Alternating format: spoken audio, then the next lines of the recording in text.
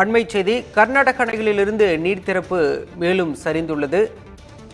காவிரியில் தொடர்ந்து நீர்வரத்து சரிந்து கொண்டிருக்கின்றது.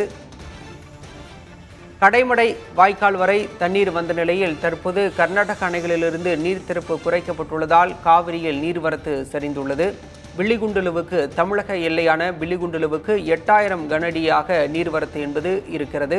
இதனால் மேட்டூர் அணைக்கான நீர்வரத்து என்பதும் குறைந்துள்ளது. பில்லிகுண்டுலுவுக்கு நேற்று 12000 கனஅடியாக இருந்த நிலையில் தற்போது தண்ணீர் வரத்து என்பது 8000 கனஅடியாக குறைந்துள்ளது. கர்நாடக அணைகளிலிருந்து நீர் திறப்பு குறைந்துள்ளதாலும் அங்கு காவிரி நீர்பிடிப்பு பகுதிகளில் மழை குறைந்ததாலும் நீர் திறப்பு என்பது குறைக்கப்பட்டுள்ளது. இதனால் மேட்டூர் அணைக்கான நீர்வரத்தும் சரிய தொடங்கியுள்ளது.